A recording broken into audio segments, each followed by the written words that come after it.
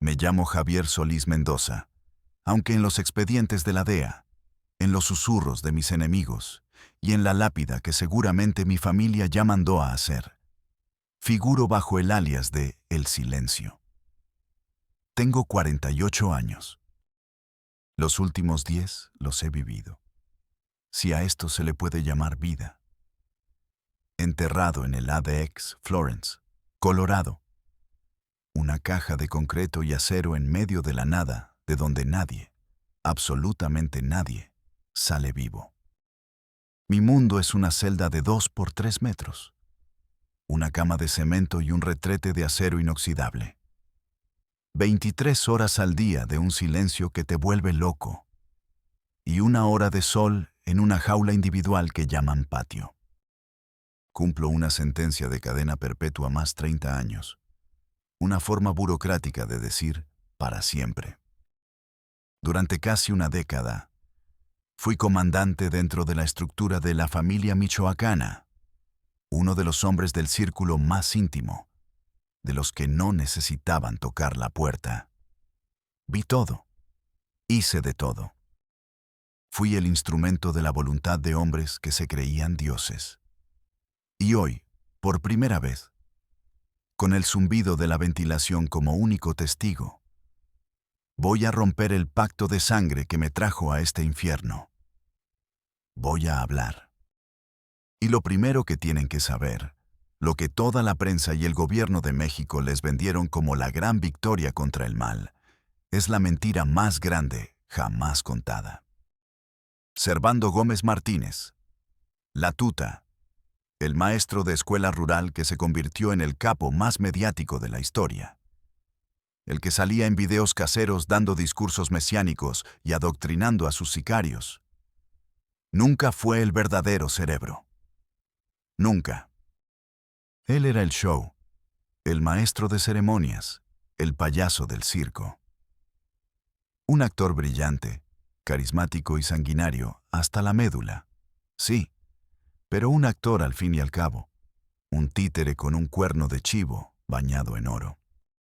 El verdadero poder, la mano invisible que movía los hilos de Michoacán, la que decidía no solo quién vivía y quién moría, sino qué empresas se creaban, qué políticos ganaban elecciones y qué leyes se aprobaban. No usaba botas de vaquero ni se escondía en la sierra.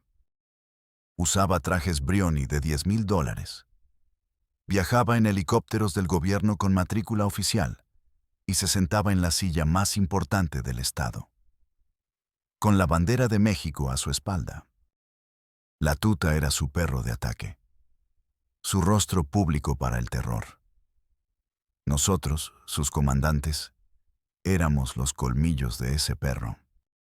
Y la verdad, esa verdad que me costó mi libertad, mi familia y mi alma, es mucho más sucia, mucho más profunda y aterradora que cualquier balacera, que cualquier cuerpo colgado de un puente que puedan imaginar. Ustedes, ahí afuera, con sus vidas normales, se preguntarán, ¿cómo un tipo cualquiera de Apatzingán, un hombre que soñaba con ser ingeniero agrónomo y tener su propia huerta de limones, termina siendo pieza clave en este tablero de ajedrez? ¿Sangriento? ¿Cómo se pasa de querer cultivar la tierra a disolver gente en ácido? La respuesta, se los juro por lo más sagrado que perdí, no está en la ambición, no al principio. No soñaba con camionetas del año ni con cadenas de oro. La respuesta está en la desesperación más pura y corrosiva. Mi historia, la de verdad, la que me cuento todas las noches en esta oscuridad, empezó con el llanto ahogado de mi hija, Valeria, mi luz. Tenía 6 años, la edad en que las niñas solo deben preocuparse por sus muñecas y por rasparse las rodillas. A ella le diagnosticaron leucemia linfoblástica aguda. El doctor del Hospital Público de Apatzingán, un hombre bueno pero rebasado por la miseria, nos dio la noticia con la mirada clavada en el suelo. Nos dio el pésame por adelantado. Hay un tratamiento experimental, nos dijo en voz baja, como si fuera un secreto. Pero es en Houston, en el MD Anderson. Y cuesta, bueno, es impagable para ustedes. Impagable. Esa palabra. Es un martillo. Se te clava en el cerebro y destroza todo lo que creías sólido. Ves a tu niña, a tu pedazo de vida, consumirse día a día. Ves su pelo largo y negro caerse en mechones sobre la almohada, su sonrisa vibrante apagarse hasta ser una mueca de dolor. Y la palabra impagable te taladra el cráneo día y noche, en cada respiración. Hice lo que cualquier padre haría. Vendí la vieja camioneta Ford, el pequeño terreno que me heredó mi padre, el único patrimonio.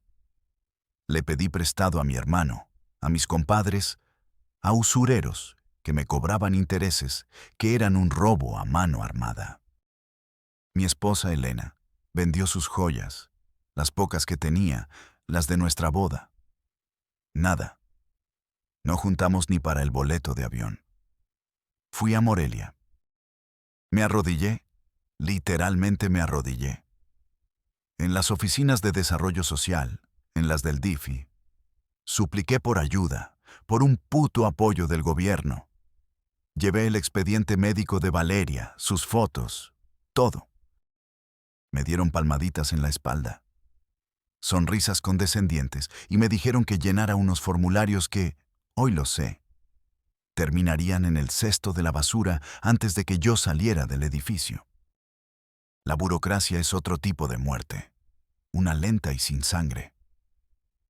Una noche, semanas después, estaba en una cantina de mala muerte en las afueras de la ciudad.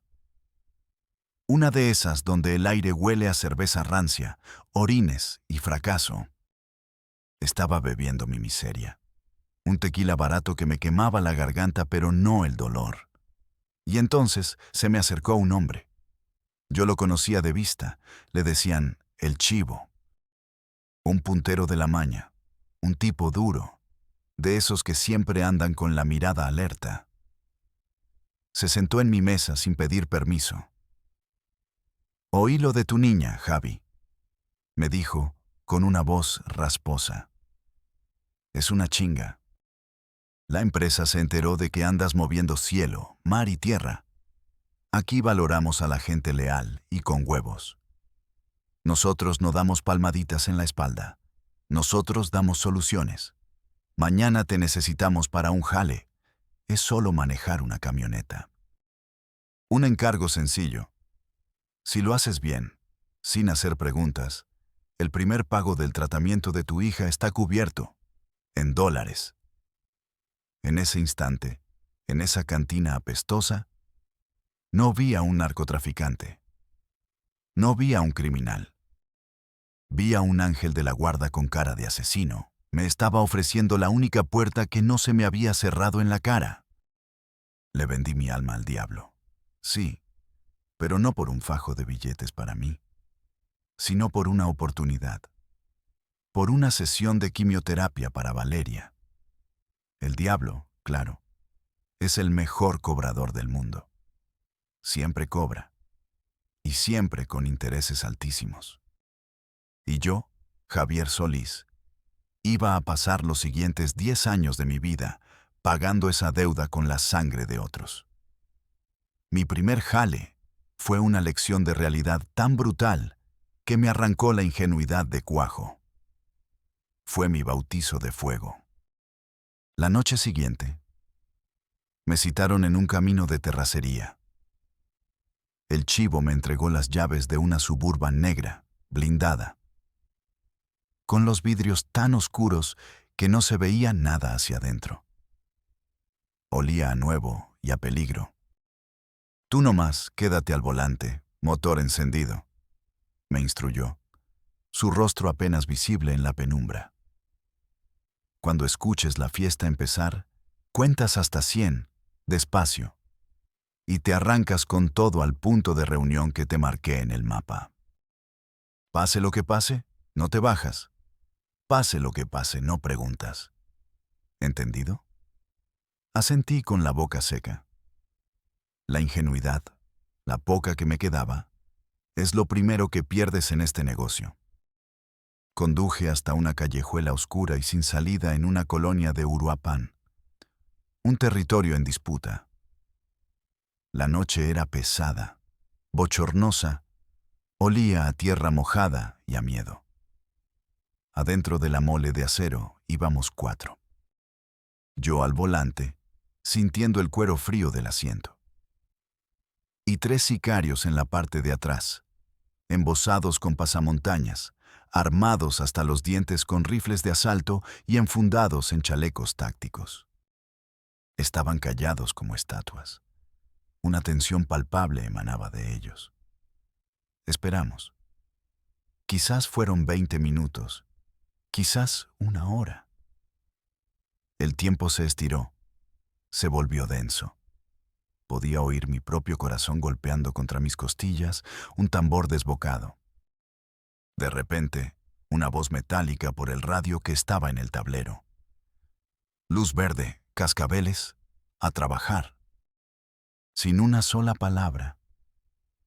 Las 3 puertas traseras se abrieron y los tipos se deslizaron hacia la oscuridad, moviéndose con una agilidad felina que me heló la sangre.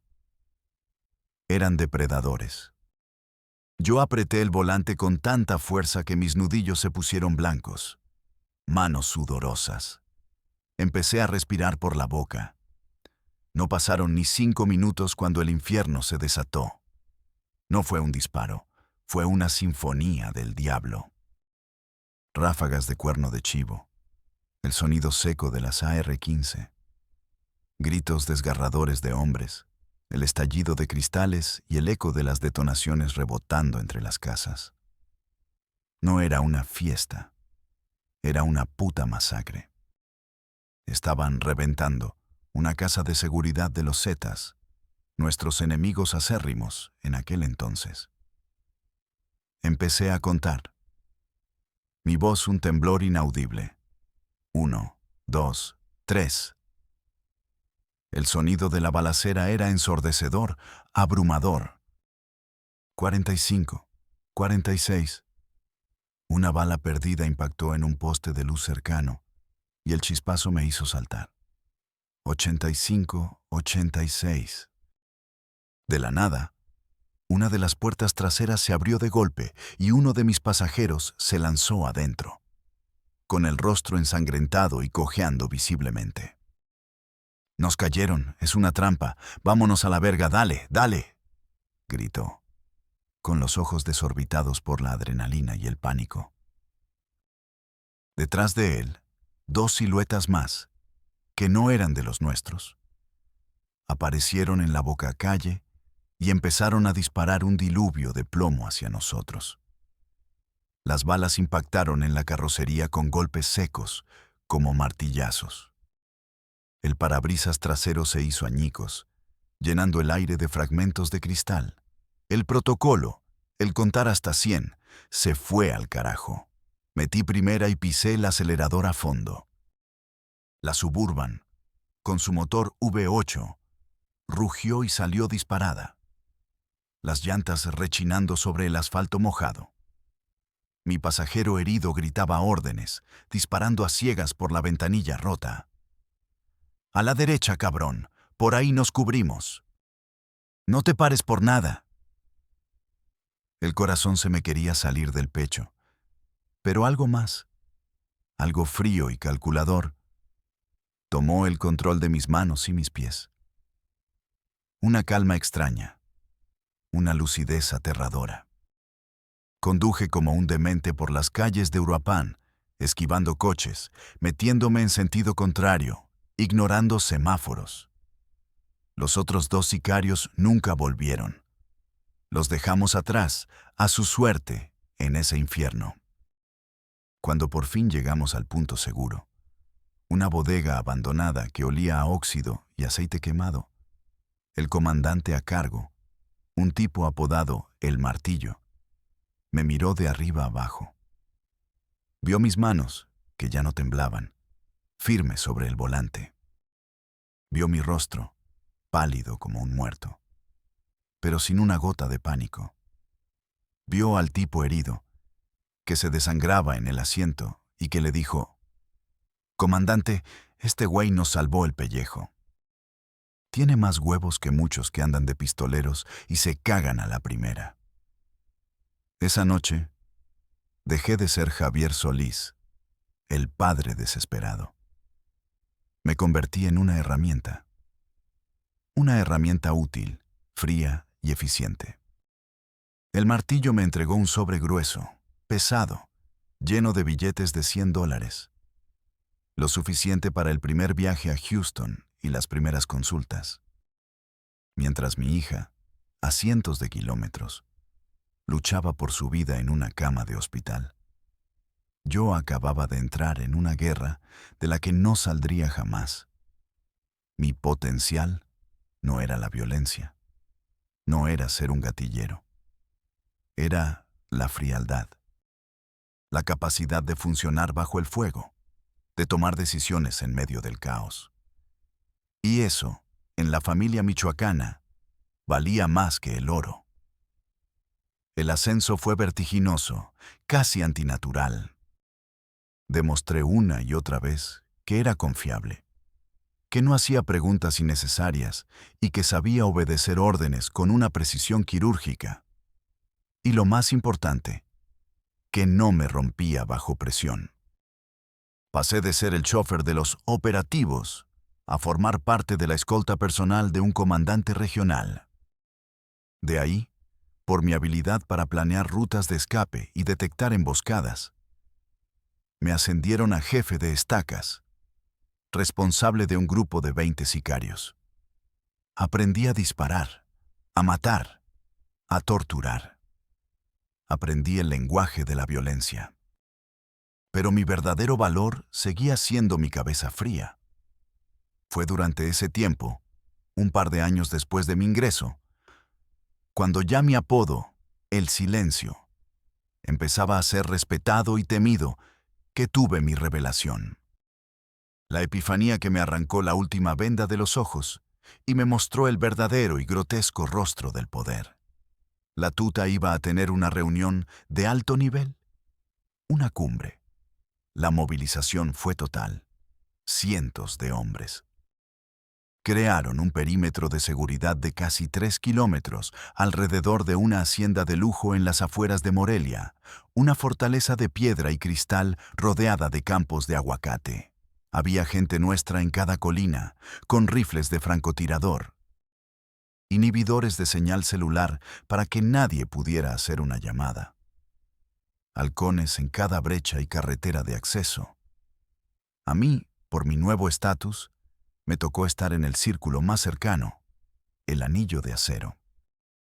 Estaba apostado en la entrada principal de la casa, disfrazado de jardinero, con una subametralladora corta oculta bajo un montón de hojas en una carretilla. La orden del martillo había sido clara, casi susurrada. Nadie se acerca. Nadie mira directamente al invitado. Si ven algo, se hacen pendejos. El que abra la boca, el que comente algo, el que se le quede viendo de más, amanece con la boca llena de moscas. Es orden de arriba, del mero mero. Durante horas no pasó nada. El sol de Michoacán caía a plomo. El aire vibraba con el canto de las chicharras y la tensión. Luego, el zumbido. Al principio era débil, pero fue creciendo. No era un avión comercial, ni un helicóptero de la policía o del ejército. Era una Augusta Westland, AW 109. Negro, brillante, sin matrícula alguna. Civil, una máquina de millones de dólares. Aterrizó en el vasto jardín de la hacienda con la suavidad de una libélula. Yo estaba apostado detrás de unas columnas de cantera, con una vista perfecta, casi cinematográfica. La puerta del helicóptero se abrió y bajó él, el hombre, el político más poderoso de Michoacán. el que salía todos los días en la televisión, hablando de su compromiso inquebrantable para combatir el crimen, de traer la paz al Estado. Lo vi caminar hacia la casa, con sus zapatos italianos carísimos, pisando el césped recién cortado. Su traje gris perfectamente planchado, sin una sola arruga. Se movía con el aire de un rey visitando sus dominios. Y entonces vi a la tuta salir a recibirlo al pie de la escalinata de la entrada. Y lo que vi me heló la sangre más que cualquier balacera. Servando Gómez, la tuta, el hombre que ordenaba decapitaciones con un simple gesto, el que aterrorizaba a todo un estado con sus videos y sus mensajes, el que se autoproclamaba un enviado de la justicia divina. Agachó la cabeza. No fue un gesto de respeto, fue de sumisión. Se encorvó ligeramente. Le sonrió con una deferencia que rayaba en lo servil, como un empleado que recibe al dueño de la empresa. No era una reunión de socios, de iguales. Era un puto empleado recibiendo a su patrón. El político le dio una palmada en el hombro, un gesto condescendiente, casi paternalista, y entraron juntos a la casa, riendo de algo. En ese instante, todo el discurso pseudo-religioso de la familia michoacana, toda la mierda de que éramos un mal necesario para proteger al pueblo, toda la parafernalia de la justicia divina, se me cayó a pedazos y se hizo polvo. No éramos un cartel con una ideología retorcida. Éramos el brazo armado de un político.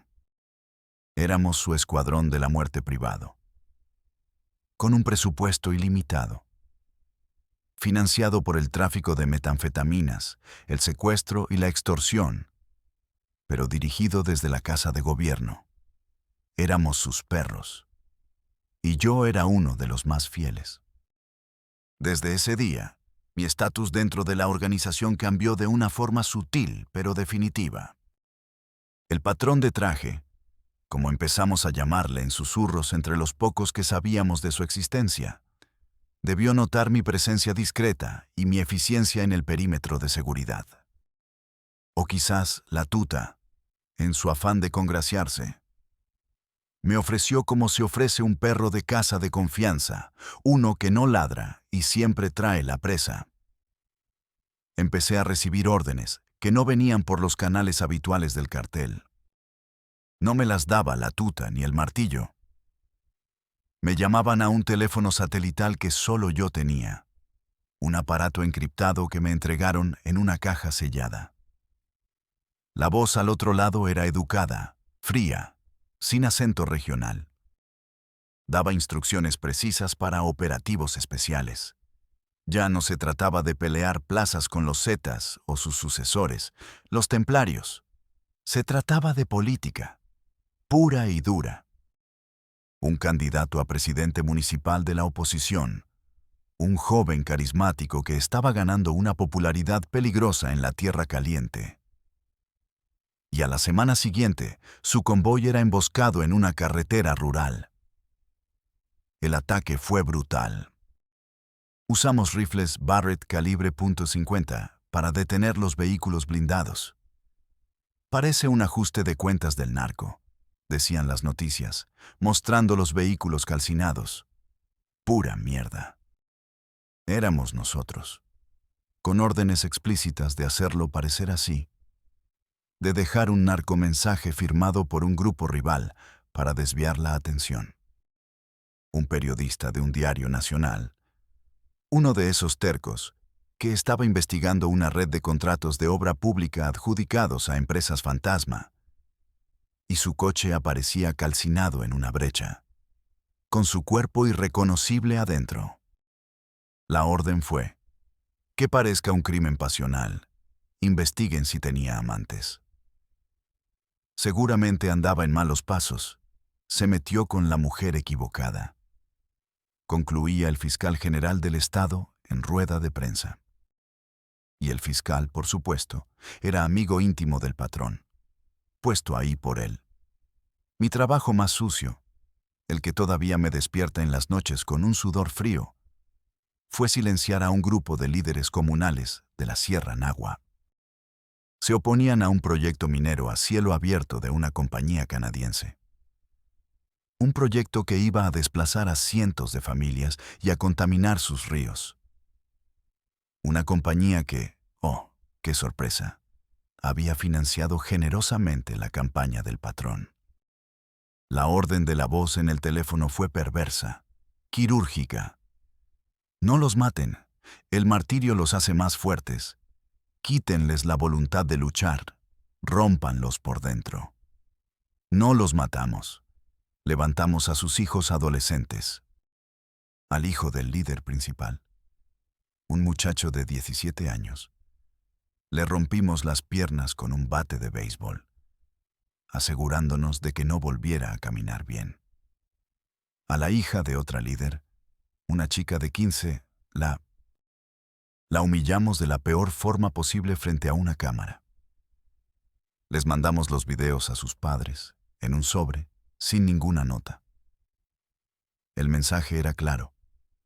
La próxima vez, no habrá video. No habrá hija. A la semana siguiente, el proyecto minero se aprobó en la Asamblea Comunal sin un solo voto en contra. Yo era el monstruo que salía de las sombras para asegurar que el poder siguiera siendo poder, que el progreso, su progreso, no se detuviera. Ganaba una fortuna, cifras que nunca había soñado. Mi hija estaba en remisión, viviendo en San Antonio, Texas, con mi mujer, bajo otra identidad, en una casa con jardín, a salvo de todo este lodo. Pero cada vez que cerraba los ojos, veía los rostros. Ya no los de los sicarios rivales que había matado en combate, esos eran parte del juego. Veía los del periodista, cuya cartera encontré con una foto de sus hijos. Veía los ojos llenos de terror de esos muchachos que no tenían nada que ver. La tuta era la cara, el que se llevaba la fama de psicópata. Pero la verdadera psicopatía, la fría, la calculadora, la que no se mancha las manos de sangre, sino de tinta de contratos, venía de arriba. Venía de un hombre que se sentaba a cenar con el presidente de la República, mientras nosotros le limpiábamos el patio trasero a balazos. La culminación de toda esta locura, el evento que quebró la represa y desató el diluvio que me ahogó, llegó con el auge de las autodefensas. El pueblo, harto de nuestras extorsiones, de los secuestros, de nuestra justicia divina, se había levantado en armas. Hombres sencillos, limoneros, aguacateros, con escopetas viejas y playeras blancas. Para el mundo exterior, era una guerra de buenos contra malos. La familia y los templarios contra los valientes comunitarios. Para nosotros, al principio, era solo otro problema que resolver con plomo y terror. Pero para el patrón de traje, era una oportunidad de oro. Una crisis, como le oí decir una vez a su asesor, es una escalera. El plan que nos comunicaron, no la tuta, sino uno de sus asesores, un tipo joven de la Ciudad de México con traje ajustado y lentes de pasta, en una reunión clandestina en un hotel de lujo, era diabólico en su genialidad estratégica. Necesitamos una masacre, nos dijo el tipo, con la misma frialdad con la que se ordena un café. Pero no una masacre cualquiera. Tiene que ser brutal, indiscriminada, que sacuda al país. Que parezca que los templarios, en su desesperación, se volvieron locos y atacaron a la población civil en una zona recién liberada por las autodefensas. Que haya mujeres y niños entre las víctimas. Muchas mujeres y niños. La prensa se volverá loca. Las imágenes darán la vuelta al mundo. La presión nacional e internacional será insoportable y el gobierno federal no tendrá más opción que intervenir con todo el poder del ejército y la marina. Hizo una pausa, saboreando sus palabras. Y cuando las fuerzas federales entren, el patrón, como Salvador, tomará el control de la operación de seguridad en el Estado. Con el ejército a sus órdenes, limpiará a las autodefensas, que ya son un problema político para él porque no las controla. Y de paso, eliminará los últimos restos de nuestros rivales. 2 pájaros de un tiro. Michoacán pacificado y bajo control total. Nuestro control. Me asignaron a mí la dirección de la operación. El Silencio era el hombre para los trabajos sucios y precisos. Me dieron 60 de nuestros mejores hombres, los más sanguinarios.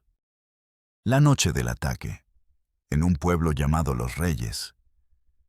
El objetivo no era el retén de las autodefensas en la entrada, sino la plaza principal, donde la gente del pueblo celebraba la fiesta patronal de los Santos Reyes. Mis instrucciones, recibidas por el teléfono satelital, eran precisas hasta el último detalle. Llegarán en camionetas clonadas de la policía municipal. Empiecen disparando al aire para crear pánico.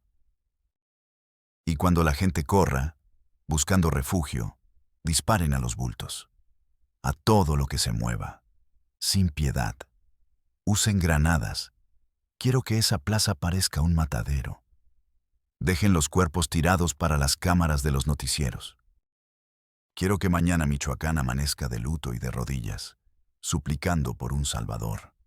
Estábamos apostados en una brecha, a 2 kilómetros del pueblo, esperando la señal. Mis hombres estaban nerviosos, algunos drogados con cocaína para darse valor, revisando sus armas, listos para la carnicería. Pero yo tomé los binoculares de visión nocturna y observé la plaza. Veía las luces de colores, oía el eco de la música de banda. Veía a las familias riendo, a los viejos sentados en las bancas. Vi a los niños corriendo con globos, persiguiéndose alrededor del kiosco. Y entonces vi a un padre levantar a su hijita, una niña de no más de 5 años, y sentarla sobre sus hombros para que viera mejor a los músicos. Y en esa imagen, en esa puta y maldita imagen, vi a Valeria. Vi mi propia vida, la que había perdido. El tratamiento que le estaba pagando con el dinero de esta mierda, el que le salvó la vida, ahora me exigía tomar la vida de otros niños inocentes, de otras niñas que, como la mía, solo querían reír. Algo dentro de mí, algo que creía muerto y enterrado bajo capas de cinismo y sangre, se retorció y gritó. El radio sonó, era la voz fría del asesor. Luz verde, silencio, hagan historia. Miré a mis hombres, sus ojos vacíos detrás de los pasamontañas. Miré la plaza a través de los binoculares, la niña en los hombros de su padre. Y por primera vez en casi una década, desobedecí una orden directa. Levanté el radio a mi boca. Sentí el plástico frío contra mis labios. Mis hombres me miraban, esperando la orden de avanzar. El motor de la camioneta líder ya estaba encendido. Tragué saliva. El corazón me latía con una fuerza que me dolía en el pecho. Y dije una palabra, con una voz que no reconocí como la mía, una voz que sonó firme, autoritaria. Abortar. Hubo un silencio total en la frecuencia, solo estática. Uno de mis lugartenientes se acercó a mi ventanilla. ¿Qué pasó, comandante? La plaza está caliente. Mentí, improvisando a toda velocidad. Tengo informes de un pitazo. Demasiada presencia federal encubierta entre la gente. Es una trampa. Nos van a embolsar. Nos vamos. Ahora. Mis hombres me miraron confundidos. Pero mi reputación era de acero. Si el silencio decía que algo andaba mal, me creían. Mi frialdad y mi historial de éxito en cada operativo eran mi aval. Nos retiramos en silencio, con las luces apagadas, por los caminos de tierra. Mientras nos alejábamos, sabía, con una certeza absoluta, que acababa de firmar mi sentencia de muerte. El patrón de traje no perdonaba los errores, pero mucho menos la desobediencia. Un fallo que le costaba una operación estratégica de miles de millones de pesos en poder político y control territorial era imperdonable. Al día siguiente, mi teléfono satelital sonó. No era la voz del asesor, era el martillo. La tuta quiere verte, ahora mismo, en el rancho de la tuna. Ven solo. La orden era una trampa obvia. Fui, pero ya no era el mismo. Llevaba mi pistola reglamentaria en la cintura, pero también una Glock 26, pequeña y letal, escondida en una funda en el tobillo.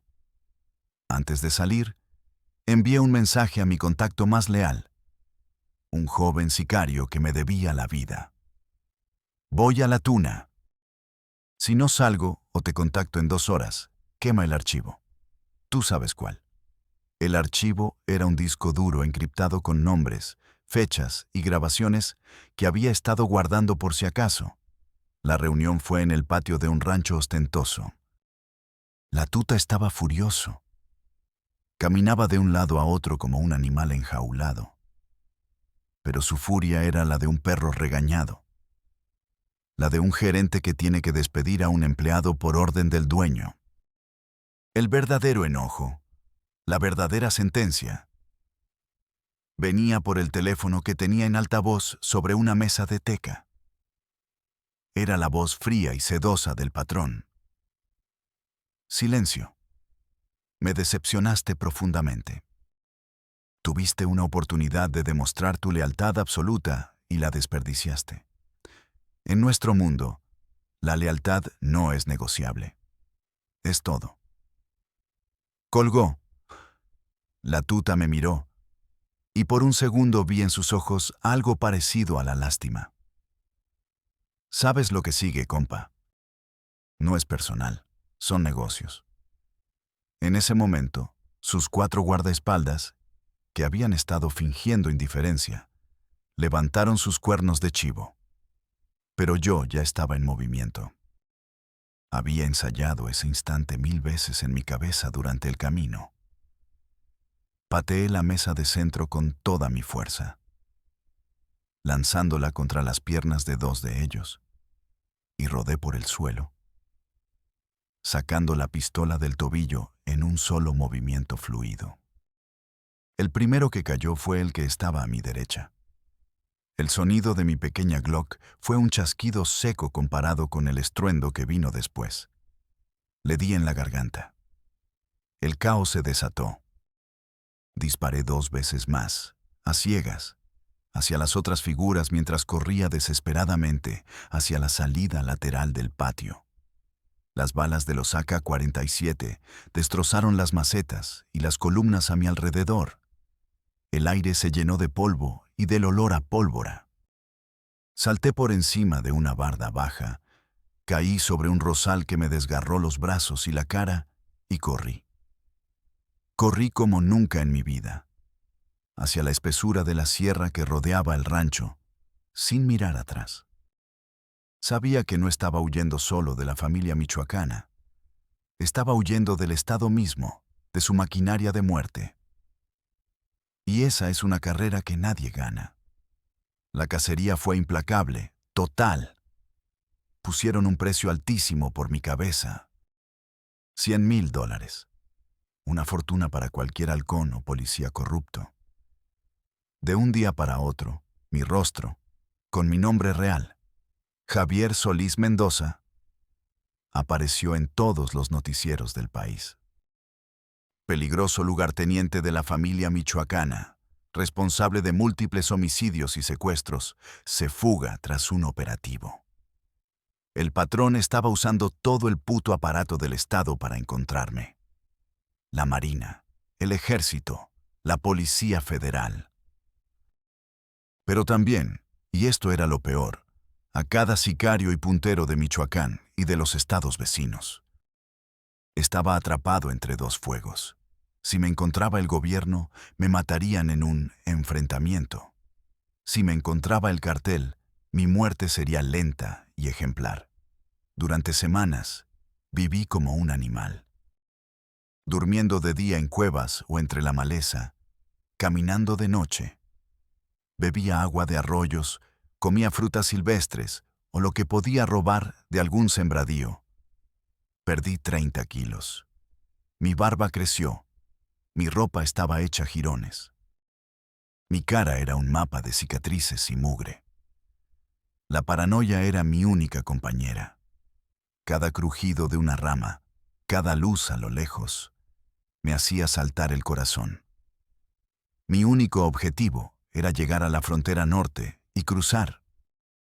Tenía dinero escondido, dólares enterrados en varios puntos, lo suficiente para desaparecer en Estados Unidos. Utilicé todos los contactos que me quedaban, los pocos que creía que no me traicionarían, para conseguir una identidad falsa y un pasaje en un camión de carga que transportaba aguacates a Tijuana. Fue mi último y fatal error. Uno de mis antiguos contactos. Un hombre al que había ayudado a salir de un problema grave. Tentado por la recompensa o simplemente por el miedo a que lo relacionaran conmigo. Me vendió. Me puso el dedo. No fue un operativo espectacular. No hubo balaceras ni persecuciones de película. Fue silencioso, humillante y eficiente. Estaba en una pequeña fonda de carretera en las afueras de Guadalajara, esperando el camión que supuestamente me llevaría a la libertad. Comía mi primera comida caliente en un mes. Un simple plato de frijoles con chorizo y me sabía a gloria. Y de repente, el lugar se llenó de sombras. Eran marinos, un equipo de fuerzas especiales. Entraron sin hacer ruido, bloqueando la única salida. No hubo gritos, no hubo disparos. Simplemente me rodearon. El comandante, un capitán alto con cara de pocos amigos y ojos de hielo, me miró y dijo: Javier Solís Mendoza, quedas detenido. Ni siquiera intenté resistirme. Estaba demasiado cansado de huir. Lo que me extrañó fue lo que pasó después. No me llevaron a una base militar mexicana, ni al Aceido en la Ciudad de México. Me subieron a un helicóptero Black Hawk y, horas después, aterrizamos en un aeropuerto que no reconocí, uno que parecía una base militar. Allí, al pie del helicóptero, me esperaban 2 agentes de la DEA, gringos, altos, rubios, con sus chalecos del gobierno estadounidense. Me leyeron mis derechos en un español torpe y ensayado. El gobierno mexicano, o mejor dicho, el patrón de traje, en su última jugada maestra, me había entregado en bandeja de plata a los estadounidenses. Para ellos era una gran victoria, la captura de un capo de alto perfil sin disparar un solo tiro. Para el patrón era la solución perfecta. Se deshacía de mí para siempre. Me encerraba en un lugar del que nunca podría hablar. Me borraba del mapa mexicano y, encima, quedaba ante Washington como un aliado confiable en la lucha contra el narco. La jugada perfecta. Mientras me subían al avión que me traería a este agujero de concreto, esposado de pies y manos, entendí la verdadera dimensión del juego. Nunca tuve una oportunidad. Yo solo era una pieza más en su tablero. Una pieza que se había vuelto incómoda y que ahora era retirada del juego. Y aquí estoy, en esta caja de 2 por 3 metros. 23 horas al día de un encierro tan absoluto que empiezas a olvidar cómo se siente el sol en la piel o el viento en la cara. 1 hora al día en una jaula al aire libre, solo, viendo un pedazo de cielo azul que parece una burla. No veo a otros reclusos. No hablo con nadie, excepto con los fantasmas de mi pasado, que son los únicos que tienen permiso de visita en este infierno. Mi familia, Elena y Valeria, están en algún lugar de Estados Unidos bajo el programa de protección de testigos. Nunca más volveré a abrazar a mi hija. Nunca más oiré su risa. La vida que yo le salvé, la pagué con la mía y con la de cientos de inocentes. He pasado 10 años en un silencio autoimpuesto, cumpliendo mi apodo, porque sabía que hablar era sentenciarlos a ellos, ponerles un blanco en la espalda. Pero hace unos meses, en la pequeña televisión que tengo en la celda, vi las noticias. Vi su cara, la cara del patrón de traje, impecable, sonriendo, dando un discurso sobre el futuro de la nación. Ahora aspira a un puesto más alto, a nivel federal. Quiere gobernar el país. Y en ese momento, mientras lo veía mentir con esa facilidad aterradora, supe que mi silencio ya no protegía a nadie. Mi silencio era mi complicidad. Mi silencio lo empoderaba a él. Por eso hablo ahora. No busco perdón, porque sé que para gente como yo no hay redención posible ni en esta vida ni en la otra. No lo hago por reducir mi condena, porque de aquí no saldré ni en un ataúd. Seré enterrado en el patio de la prisión. Lo hago porque ustedes, los que están ahí afuera viviendo sus vidas, tienen que saber la verdad. El monstruo que les enseñan en la tele, el narco folclórico con sombrero y botas, es solo una distracción, un chivo expiatorio. Los verdaderos monstruos visten de traje, dan discursos sobre la ley y el orden y se toman fotos besando bebés en campaña. Usan nuestro salvajismo para sus fines políticos y económicos. Se limpian las manos con nuestra sangre y luego nos desechan como a un pañuelo usado cuando ya no les servimos. Así que si algún día la vida te acorrala, si la desesperación te susurra al oído y te tienta con el dinero fácil de la maña, recuerda mis palabras desde esta tumba de concreto. No estarás entrando a un cartel. Estarás entrando a ser el peón desechable en el juego de ajedrez de alguien mucho más poderoso y cruel, alguien que nunca se ensuciará las manos. Y al final de ese camino, te lo juro por el recuerdo de la sonrisa de mi hija, solo hay 2 salidas. Una fosa clandestina en medio de la nada o una celda como esta, donde el silencio te devora lentamente hasta que no queda nada de ti. Y créeme, después de 10 años aquí dentro, a veces no sé cuál de las 2 es peor.